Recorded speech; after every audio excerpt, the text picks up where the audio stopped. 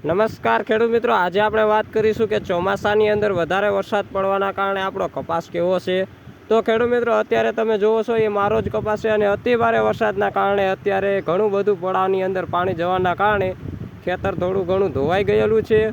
અને ખેડૂત મિત્રો, તમારે કેટલો વરસાદ છે, તમારે કેવું ખેતરમાં નુકસાન છે, કપાસની અંદર કેવું નુકસાન છે અથવા વગેરે કોઈપણ પાકની અંદર કેવું નુકસાન છે તે કોમેન્ટમાં ખેડૂત મિત્રો અવશ્ય જણાવજો. તો આજે આપણે વાત કરીશું આ કપાસની અંદર અત્યારે આપણે આંટો મારવા આવી ગયા છે અને તમારે કેવડો કપાસ થયો છે એ બધું તમે કોમેન્ટમાં અવશ્ય જણાવજો. તો ચાલો ખેડૂત મિત્રો, આપણે અત્યારે કપાસની અંદર આંટો મારી રહ્યા છીએ અને આ લાઈવ અત્યારે હું ઉતારી રહ્યો છું ખેડૂત મિત્રો. અને મારે ખેડૂત મિત્રો સરકારને એટલી અપીલ છે કે આ જો ખેડૂતોને ઘણું બધું ચોમાસાના કારણે નુકસાન થયું છે તે જો સરકાર વળતર આપે ખેડૂતોને તો આપણા ખેડૂત મિત્રોને કોઈને વાંધો ન આવે.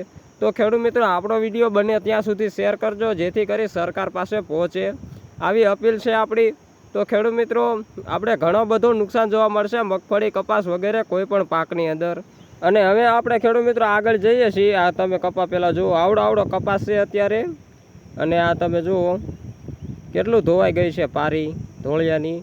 અને ખેડૂત મિત્રો, ઘણું બધા ખેડૂતોને નુકસાન ઘણું છે. આ વખતે વરસાદ અતિ ભારે આવી ગયેલો હતો અને મારે પણ નુકસાન છે, પણ મારે નુકસાન એ છે કે થોડું ઘણું પડું જેવું તેવું ધોવાયેલું છે. બાકી કપાસને કંઈ નુકસાન નથી. છેલ્લે થોડુંક કપાસની અંદર વધારે પાણી ભરાવાના કારણે હજી તો ખબર નહીં પડે, પણ આગળ જો કદાચ સુકાય તો એવું લાગે 10 જેવા લીટા છે જે કપાસના સા છે તે કદાચ સુકાય તો, બાકી બીજે તો ક્યાંય વાંધો આવે એવું નથી ખેડૂત મિત્રો. અને નુકસાન ભારે છે. આ જુઓ તમે અત્યારે આ કેટલું પાણી ગયું છે. આપણે એકઈ નાખવું કે કાંઈ લીટું રહેવા જ નથી દીધું, ખાલી સા એક દેખાય છે અને જેવા તેવા લીટા દેખાય છે.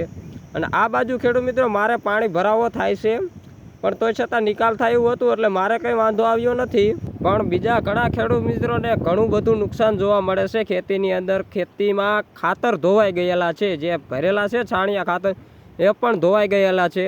અને હું ફરી એકવાર ખેડૂત મિત્રો તમને કહું છું કે આપણો વિડીયો બને એટલો શેર કરો જેથી કરી સરકાર પાસે પહોંચે અને ખેડૂત મિત્રોને થોડો ઘણો જો લાભ સરકાર આપતી રહે ને તો ખેડૂતોને વાંધો ન આવે. કારણ કે આપણે મગફળીની વાત કરવામાં આવે તો ખેડૂત મિત્રો મગફળીની અંદર બિયારણ ઘણું બધું મોંઘું છે અને હજી અમુક ખેડૂત મિત્રોને ઉગી પણ નથી.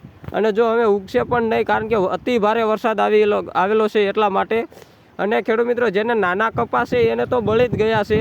તો આપણો વિડીયો વધારેમાં વધુ શેર કરો જેથી કરી સરકાર પાસે પહોંચે. તો આપણા ખેડૂત મિત્રોની જો અપીલ સ્વીકારી લે તો આપણે ખેડૂત મિત્રોને થોડો ઘણો લાભ મળતો રહે. એટલા માટે ખેડૂત મિત્રો આપણો વિડીયો શેર કરો. અને જય હિન્દ, જય ભારત અને જય કિસાન ખેડૂત મિત્રો. હવે મળીશું આપણે નવા વિડીયો સાથે.